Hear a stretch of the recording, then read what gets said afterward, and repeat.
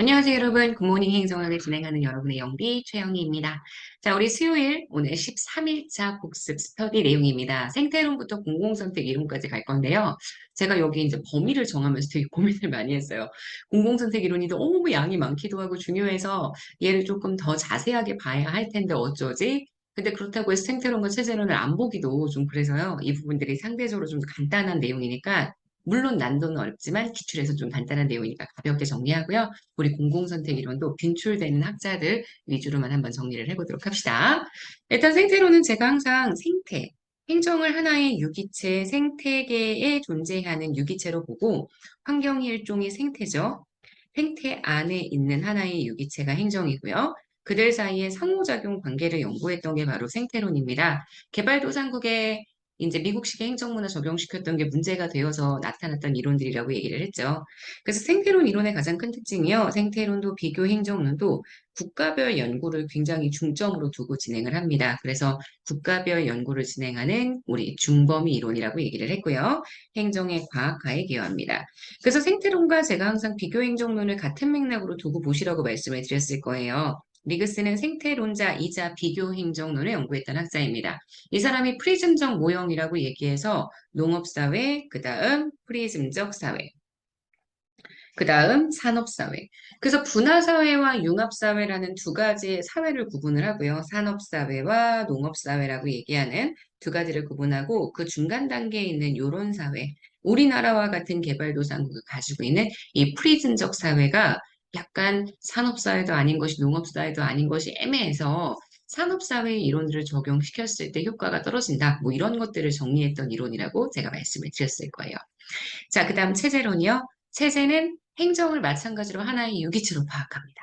행정과 환경 사이의 상호작용을 마찬가지로 연구를 하는데 여기가 너무 환경에 대한 지나친 결정론적 시각이라고 얘기한다면 여기는 그래도요. 환경과 행정이 같은 체제 내에서 서로 상호작용을 한다는 전제를 합니다. 그래서 체제는 두 가지가 있죠. 개방체제, 폐쇄체제. 만약에 개방체제야. 개방체제라고 이야기한다면 엔트로피를 부정한다고 얘기했습니다. 엔트로피를 부정한다. 그래서 부의 엔트로피 또는 부정적 엔트로피라고 얘기합니다. 유기체가 소멸하지 않는다라고 얘기를 했어요. 그래서 구성 요소의 변화가 생기면 새로운 이질적 요소의 투입을 통해 체제가 이 이질적인 요소를 해결하기 위해서 다시 기능을 하고 그래서 본래의 상태로 돌아간다라고 얘기했습니다. 그래서 이 가장 핵심 특징, 균형을 찾아가는 과정은 굉장히 동태적인 균형인데 하지만 이 체질 자체는 변화되지 않기 때문에 정태론적 이론이다. 동태적으로 균형을 찾아가지만 이론 자체는 정태성을 설명하는 이론이다. 이러한 약간 모순적인 표현들이 등장을 한다라고 얘기를 했었죠. 자, 그 다음 보시면 공공선택 이론입니다.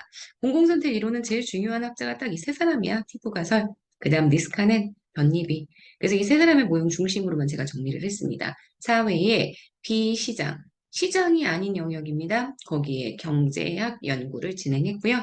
전통적인 관료제를 비판하면서 관료제의 공급자인 정부가 너무 독점적인 지위를 가지고 있고 그래서 국민들의 선택을 못 받는 게 문제이다. 그래서 시민들의 요구, 선호에 민감하게 반응할 수 있는 그런 행정체제를 구성하는 거에 굉장히 중요한 포인트를 두죠.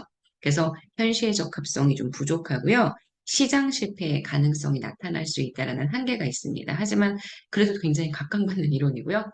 티브가설 얘기하자면 다수의 이질적인 지방정부 있죠. 그리고 완전한 정보를 이들이 소유합니다. 그리고 외부 효과는 부존재입니다. 외부 효과 나타나지 않아요. 한 지역의 공공 서비스는 그 지역에서만 나타날 수 있다. 그 지역에서만 이용할 수 있다. 이렇게 얘기를 했고요. 그래서 티브가설은 결국 발로 뛰는 투표, 이사를 통해 우리가 지방 정부를 선택한다면 그러면 굉장히 지방자치도 잘 되고 그다음 정부 실패도 해결될 수 있다. 이렇게 얘기하죠. 니스카렌의 관료의 상극대화 가설. 최적의 공급 수준은 본래 한계의 편익과 한계 비용이 일치되는 지점이 경제학의 가장 효율적인 생산 지점인데 이것과 달리 관료들은 항상 개인의 후생인 예산의 극대화를 추구해서 늘 과다 생산한다. 이런 문제가 있다라고 얘기했어요. 고위 관료, 예산 극대화 동기보다는 관청을 형성하는 동기, 그래서 관청 형성 모형이었죠. 일상스럽고 번잡스러운 업무는 좀 귀찮아. 이미 나의 지위는 어느 정도 돼 있어. 그래서 이런 것들은 다 분리 이전시켜서 민영화시키거나 준정부 기관으로 이관시키거나 뭐 이러한 내용들이 나타난다라고 설명을 드렸습니다. 자, 그러면 선지 한 번씩 읽어보도록 할게요. 자, 생태론. 생태론은 가우스와 리그스 등이 발전시킨 이론입니다. 행정의 보편적 이론보다는 중범위 이론의 구축, 행정의 과학화의 기여, 둘 다 기출 선지고요. 체제론에 따르면은요, 체제의 변화와 성장은 기존 균형 상태에서는 일어나지 않습니다. 다만 그 구성 요소 중에 어느 하나에 변화가 생기거나 새로운 이질적 요소, 그래, 투입, 이걸 요구할 지지의 투입이라고 했잖아요. 그 문제를 해결하기 위해서 투입된 그 요소에 대한 문제를 해결하기 위해서 체제가 되게 다이나믹하게 균형을 찾아간다. 그래서 구성원들이 만족할 만한 다시 정책을 만들고 그 정책은 다시 환경에 영향을 주고 환경은 다시 이질적인 요소나 또는 변화에 대한 요소들을 투입해서 체제가 계속 유지할 수 있도록 변형된다. 이렇게 얘기했던 이론입니다. 3-8 공공선택 이론입니다. 공공선택 이론은 공공재 공급에 있어서 경제학적 분석 도구를 사용하고요. 자, 개인의 효용 함수를 굉장히 중요하게 생각합니다. 정치인, 관료 모두 다 개인의 사적인 이익을 추구하는 효용 함수에 따라 권력이나 예산 규모의 극대화를 추구했죠. 시민들의 요구와 선호에 민감하게 부응하는 제도를 마련하는 것, 민주행정 구현에도 분명히 의의가 있을 거고요. 전통적인 관료들을 비판하고요. 대체할 수 있는 공공재 공급 방식 도입을 강조합니다.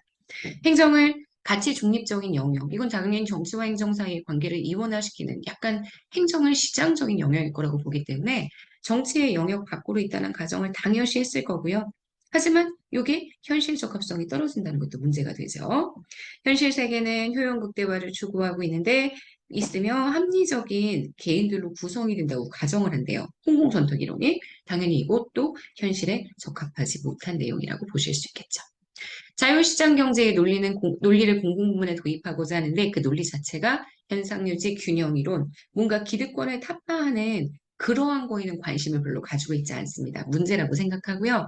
그리고 너무 시장 지향적이 되기 때문에 시장 실패가 발생할 수 있다는 고유한 한계 또한 나타나고 있습니다. 피부가설은요, 다수의 이질적인 지방정부가 제공하는 서비스의 정보를 주민들이 완전히 알고 있다는 거, 지방 공공재의 외부 효과가 존재하지 않는다는 거, 개인들이 자유롭게 다른 지역으로 이주할 수 있다는 거. 이것도 역시 지금 보시는 티브가설이 가지고 있는 기본 전제이자 논리라고 설명을 해줄 수 있습니다. 조금 더 보시면 니스카넨과 덧입이 나와 있죠.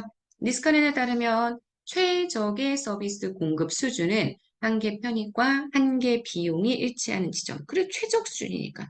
관료는 이렇게 생산하지 못하지만 이게 최적의 수준이야. 오케이. 그래서 이거 맞는 선지. 니스카넨의 예상 극대화 이론과 덧입의 관청 형성 이론은 모두 관료를 자기의 이익과 효용을 추구하는 사적인 이익을 추구하는 존재로 가정을 하죠. 자, 그래서 맞는 선지고요. 덧입에는 관청 형성 모형에서 고위 관료의 선호에 맞지 않는 기능을 민영화 위탁을 통해 지방이나 준정부 기관으로 넘긴다라고 봅니다. 맞습니다. 덧입에 따르면 관청 형성 전략 중 하나는 내부 조직 개편을 통해서 정책 결정의 수준과 기능을 강화하되, 그래, 이런 거. 날 귀찮게 만드는데 뽀대도 안 나. 일상적이고 번잡스러운 업무야. 이거는 분리하고 이전하는 걸 중요하게 생각했기 때문에 이 선지 역시 맞는 선지가 될 거예요. 자, 그래서 여기까지 정리하시면 일단 공공선택 이론의 선지까지 다 정리가 됐습니다. 자, 문제 좀 가볼게요. 문제 이렇게. 자, 7번입니다. 공공선택 이론에 대한 분석으로 옳지 않은 것. 공공재 공급의 경제학적 분석 도구를 사용하고 있습니다. 맞습니다.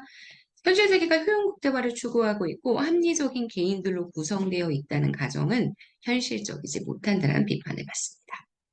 자, 공공 서비스를 독점 공급하는 전통적인 관료제는 절대 시민의 요구에 민감하게 대응할 수 없다. 그래서 공공선택 이론은요, 전통적인 관료제를 대체할 수 있는 새로운 관료제 유형들이 필요하다고 정리를 하죠. 자, 티브가설에 따르면 공급되는 공공서비스의 외부 효과는 존재하지 않는다라고 가정을 합니다. 이런 가정을 통해 실제 그 지역의 서비스를 누리려면 반드시 그 지역으로 가야 된다는 내용들을 확인하실 수가 있겠죠. 다음 7번의 정답 틀린 선지는 지금 3번 되는 거 보실 수 있습니다. 공공선택 이론 문제가 조금 작은데 여러분, 이거는 기출문제 나중에 꼭 많이 풀어보셔야 합니다. 아셨죠? 자, 여기까지 해서 우리는 오늘 아침 굿모닝 행성을 마무리하도록 하겠습니다. 여러분 오늘 하루 정말 잘 보내시고 완전 여러분 거예요.